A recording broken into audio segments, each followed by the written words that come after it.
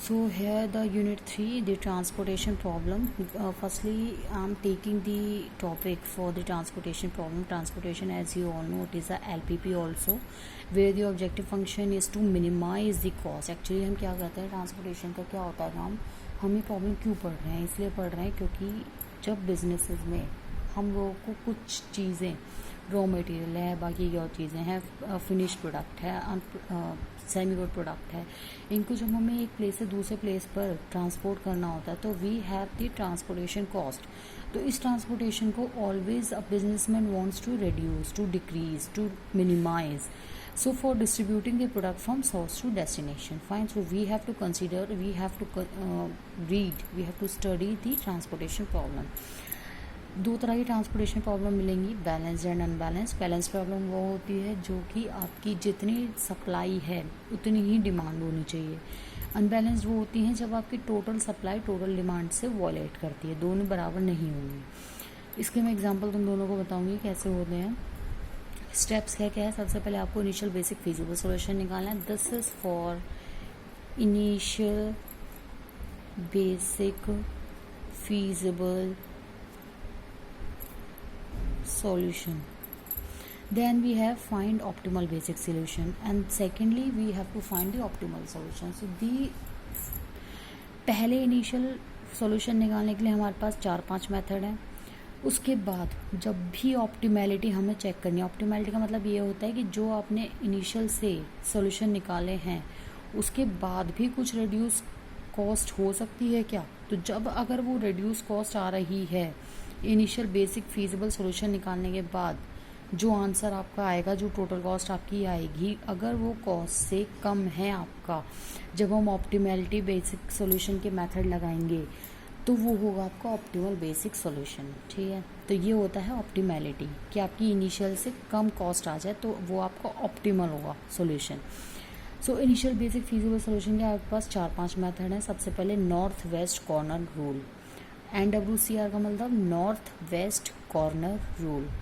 Then we have row minimum method, then we have column minimum method, then least cost method, and then Vogel's approximation method. This is the very important method, Vogel's approximation method, VAM method.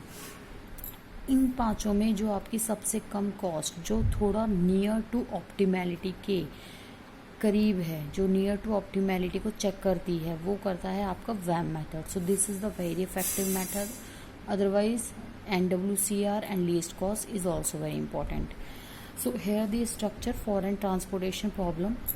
अब ये आपको कुछ इस तरह से मिलेगा कि ये आपके डेस्टिनेशन पॉइंट हैं, 4 डेस्टिनेशन पॉइंट है, D1, D2, D3, D4, और ये आपके 3 सोर्सेज हैं, S1, S2, S3. इसका मतलब ये है, अब ये जो सप्लाई, जहाँ पर आपके डेस्टिनेशन है तो वहाँ पर सप्लाई, वहाँ पर क्या होगी,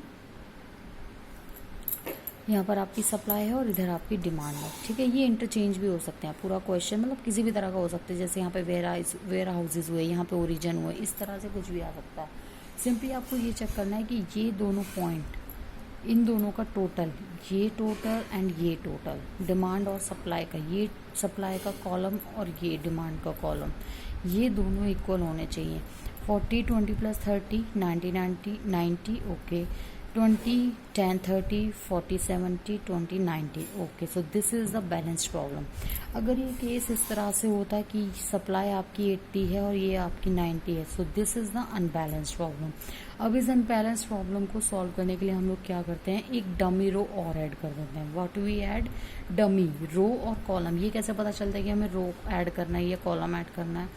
अगर कमी आपकी कहाँ आ रही है, कॉलम साइड में आ रही है, क्योंकि आपकी सप्लाई कम है तो मतलब कॉलम कम है आपका, तो हमें एक 10 का और कॉलम ऐड करना पड़ता है.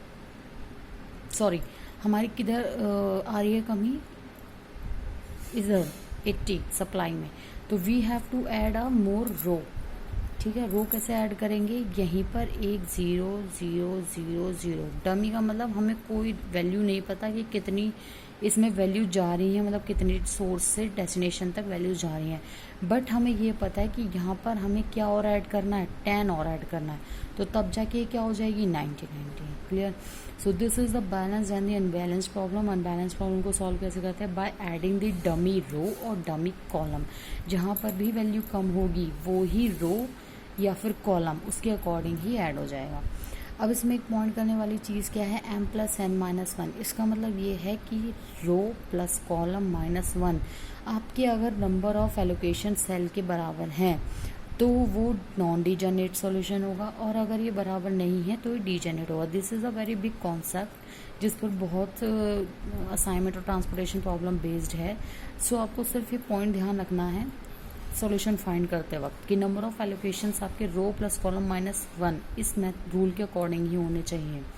जैसे इसमें 1 2 3 4 कॉलम 1 2 3 3 रो हैं, माइनस 1 मतलब 6, तो यहाँ पे आपको 6 ही एलोकेशंस मिलने चाहिए। Okay, so next in we will study the north west corner method.